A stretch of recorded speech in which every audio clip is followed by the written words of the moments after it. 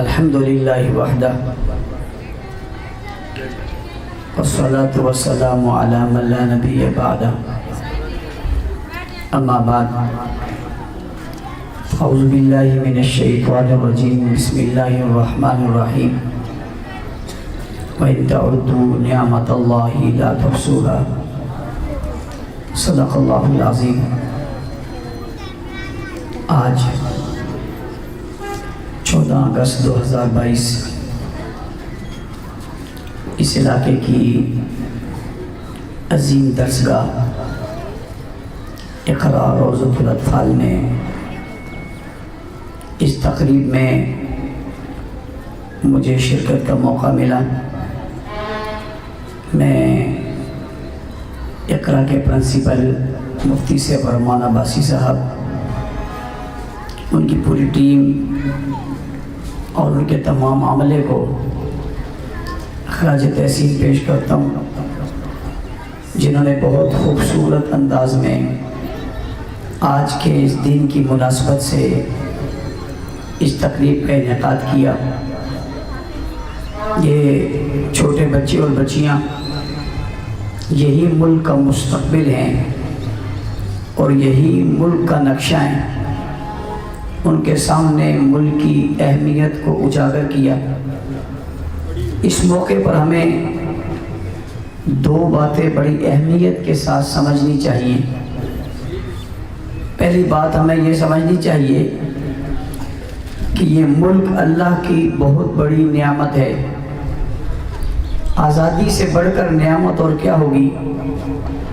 اس کو وہی لوگ سمجھ سکتے ہیں جو کبھی آزادی کے بغیر رہے ہوں۔ ہمیں یہ ملک ملا اور آزاد ملک ملا، اور یہ اللہ کی بہت بڑی نعمت ہے۔ قرآن کریم نے کہا وَإِن تَعُدُّوا نِعْمَةَ اللَّهِ لَا تُحْصُوهَا۔ اللہ نے ہم پر اتنے انعامات کہ ہم اس کو گننا چاہیں تو گن نہیں سکتے۔ ان بے شمار نعمتوں میں سے ایک بڑی اور اہم نعمت ہمارے اوپر ہمارا ملک ہے۔ لہٰذا جب یہ نعمت ہے تو نعمت کی قدر کرنی چاہیے، اور جو لوگ نعمت کی قدر نہیں کرتے ان سے نعمتیں چھن جایا کرتی ہیں۔ اللہ نہ کرے ایسا ہو کہ ہم سے ہمارا یہ ملک کوئی چھین سکے۔ اس ملک کو نعمت سمجھ کر ہم نے سنبھالنا بھی ہے، سنوارنا بھی ہے۔ اس لیے پہلی بات جو آج کے دن ہم نے سمجھنی ہے وہ یہ ہے کہ ہم نے اس ملک کی قدر کرنی ہے۔ اور اس کی قدر کس طرح کرنی ہے؟ ہم نے اس ملک کو مستحکم کرنا ہے، ہم نے اس ملک کو روشن کرنا ہے، ہم نے اس ملک کو مضبوط کرنا ہے۔ کرپشن کا خاتمہ کر کے، بدعنوانی کا خاتمہ کر کے، جھگڑوں اور فسادات کا خاتمہ کر کے، پیار، محبت اور اتحاد کو پھیلا کر ہم نے اس ملک کو مستحکم کرنا ہے۔ اپنے آنے والی نسلوں کے لیے ہم نے ایک کمزور ملک نہیں چھوڑنا بلکہ ایک طاقتور ملک چھوڑنا ہے۔ جو دوسری بات ہم نے سمجھنی ہے وہ کیا ہے؟ وہ دوسری بات یہ ہے کہ یہ ملک ہمیں کیسے حاصل ہو گیا؟ کیا زمین پھٹی اور بیچ سے ٹکڑا نکل آیا یہ ملک ایسے ملا ہے؟ یا آسمان پر سے کوئی چیز گری اور نیچے ایک نقشہ بن گیا کہ یہ ملک ایسے ملا ہے؟ کیا کسی نے پلیٹ میں رکھ کر ہمیں یہ ملک دے دیا؟ یہ بات ہمیں اپنے بچوں کو بتانی چاہیے اور ہمیں اپنی نسلوں کو سمجھانی چاہیے کہ یہ ملک یوں نہیں ملا، یہ ملک قربانیوں کے نتیجے میں ملا۔ اور قربانیاں کیا ہے؟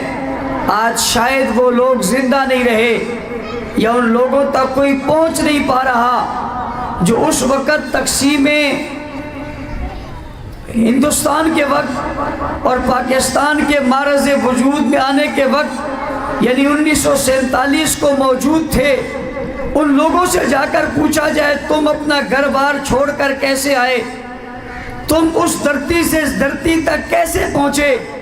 ان کی تاریخ سنو گے تو رونگٹے کھڑے ہو جائیں گے، ان کی باتیں سنو گے تو آنسو تھمیں گے نہیں، کی کہانی سنوگے تو دل قابو میں نہیں رہے گا۔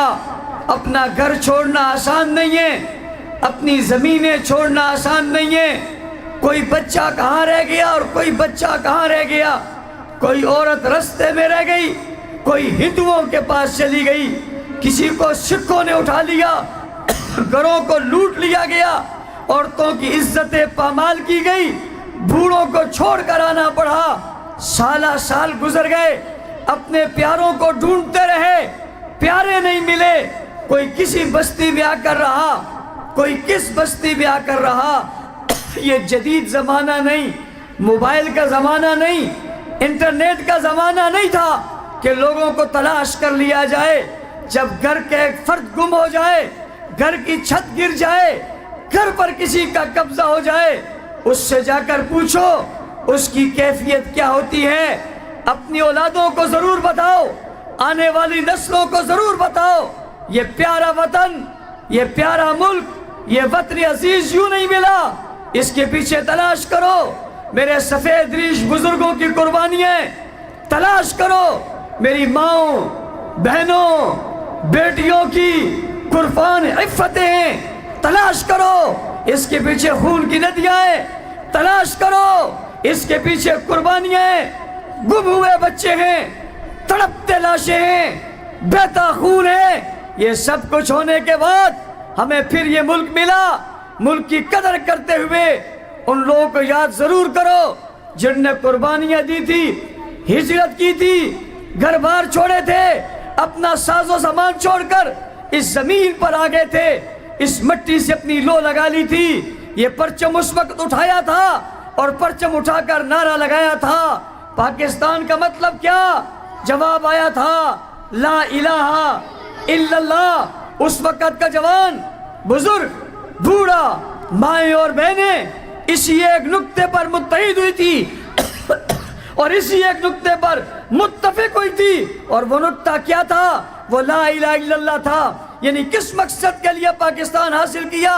وہ مقصد اسلامی نظام کا نفاذ تھا۔ یہ بات بھی آپ کو ذہن میں رکھنی چاہیے۔ جب ہندوستان میں ہم ہندوؤں کے ساتھ رہتے تھے، دو قومی نظریہ کے بنیاد پہ جب یہ ملک بنا تھا، اس وقت اس کے ساتھ رہتے ہوئے ہمیں کس چیز کی کمی تھی؟ صرف اس چیز کی کمی تھی کہ ہم اپنے مذہبی آزادی کا اظہار نہیں کر پا رہے تھے۔ ہمیں ایسا ملک چاہیے تھا جس میں عدالتی نظام ہو، مگر اس عدالتی نظام میں قرآن اور سنت کا قانون ہو۔ ایک ایسا ملک ہو جس میں ہم آزادی کے ساتھ عبادت کر سکیں، ایسا ملک ہو جس میں مساجد، مدارس، خانقاہیں آباد ہوں، ایسا ملک ہو جس میں اپنے مذہب کا ہم پرچار کر سکیں۔ باقی سارے کام تو وہاں بھی ہو رہے تھے، یہ اسلامی نظام نہیں تھا۔ ہم نے یہ ملک اسلامی نظام کے نفاذ کے لیے حاصل کیا تھا، اور یہ کہا تھا پاکستان کا مطلب کیا؟ جواب آیا تھا لا الہ الا اللہ۔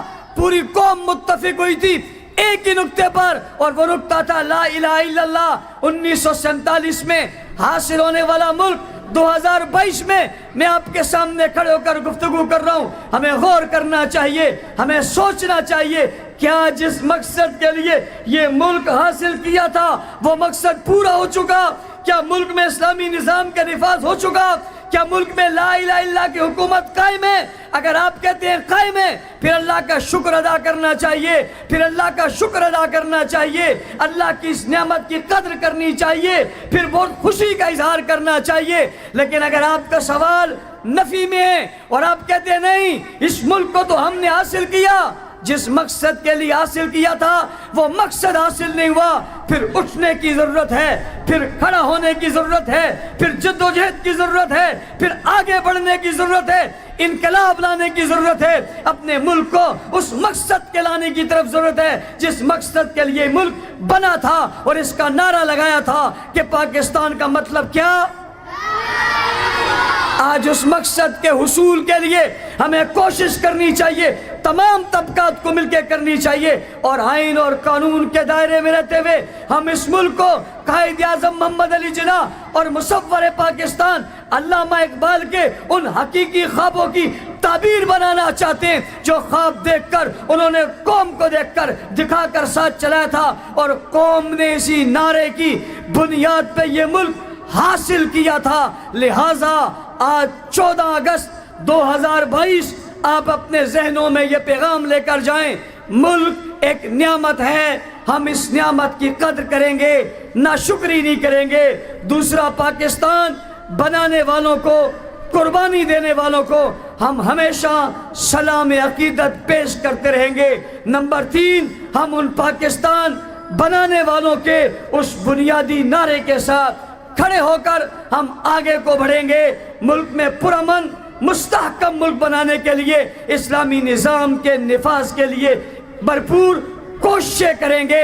ہم 14 اگست کو اس عزم کے ساتھ آج اپنے گھروں کو جائیں گے کہ ہمیں ایک خوبصورت اسلامی مملکت چاہیے، اور وہ اسی صورت میں ہوگی جب اس ملک میں اسلام کا عادلانہ نظام کا نفاذ ہوگا۔ اور اسلام کا عادلانہ نظام کون سا نظام ہے، یہ کیسا نظام ہے، یہ کنفیوزنگ میں ختم کرنا چاہتا ہوں۔ کوئی کسی کنفیوزنگ میں نہ رہے کہ یہ کون سا اسلام لائیں گے، یہ والا، وہ والا، یا وہ والا اسلام۔ یہ وہ اسلام ہے ہی نہیں، اسلام ایک ہی ہے جو مدینہ منورہ میں آیا تھا، اور مدینہ منورہ میں اس کا نقشہ بنا تھا۔ اس اسلام کے پہلے خلیفہ کا نام ابو بکر تھا، دوسرے کا نام عمر تھا، تیسرے کا نام عثمان تھا، اور چوتھے کا نام علی تھا۔ اور یہ ملک، یہ نظام، یعنی ریاست مدینہ کا یہ نظام وہاں سے چلا تھا اور بر صغیر میں پہنچا تھا۔ اسی بنیاد پہ اس ملک کے حاصل کرنے کی جستجو پیدا ہوئی تھی، اور انہی جذبوں کی بنیاد پہ یہ ملک حاصل کیا تھا، اور انہی جذبوں کی بنیاد پہ یہ ملک قائم رہ سکتا ہے، اور ان جذبوں کا نام نظام خلافت راشدہ ہے۔ اس جذبے کا نام نظام خلافت راشدہ ہے۔ کوئی ہمیں یوں نہ کہے آپ اور اسلام کہتے ہو، وہ اور اسلام کہتے ہیں۔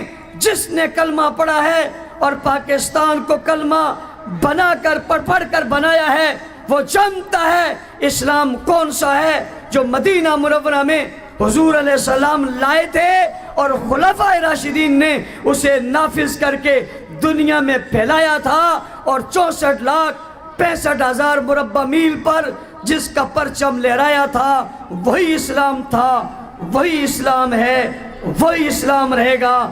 پاکستان کا مقدر اسلام بنے گا۔ پاکستان کل بھی زندہ باد تھا، آج بھی زندہ باد ہے، آئندہ بھی زندہ باد رہے گا۔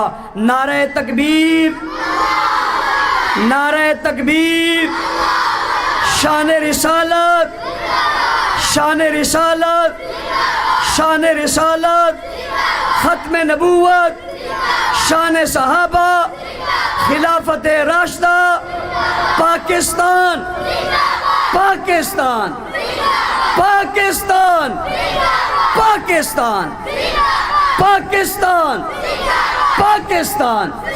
پاکستان کا مطلب کیا؟ پاکستان کا مطلب کیا؟ تیرا میرا رشتہ کیا؟ تیرا میرا رشتہ کیا؟ پاکستان کا مطلب کیا؟ تیرا میرا رشتہ کیا؟ صدیق کی صداقت کیا؟ عمر کی عدالت کیا؟ عثمان کی سخاوت کیا؟ علی کی شجاعت کیا؟ تیرا میرا رشتہ کیا؟ پاکستان کا مطلب کیا؟ پاکستان زندہ باد، پاکستان پائندہ باد۔ الحمدللہ رب العالمین والعاقبۃ للمتقین، والصلاۃ والسلام علی رسول محمد النبی الامی وآلہ وصحبہ اجمعین۔ یا اللہ اس ملک کی حفاظت فرما، یا اللہ اس وطن کی حفاظت فرما، وطن کے پاسبانوں کی حفاظت فرما۔ یا اللہ اس ملک میں امن قائم فرما، اس ملک کو ترقی نصیب فرما، اس ملک کو استحکام نصیب فرما، اس ملک کو صحیح حکمران نصیب فرما، اس ملک کو یا اللہ بلندیوں پر پہنچا۔ یا اللہ اس کو توڑنے والے، سازشیں کرنے والوں کو ہدایت نصیب فرما۔ اللہ ہدایت کے قابلین نیست و نابود فرما، تباہ و برباد بنا، عبرت کا نشان بنا۔ اس میں تمام اداروں کا استحکام نصیب فرما، ملک کے ہر حصے کو مضبوط اور مضبوط تر بنا، پوری دنیا میں اسے عالمی نشان بنا۔ یا اللہ ہم سب کو اس کی حفاظت کرنے کی توفیق عطا فرما، آمین برحمتک یا رب۔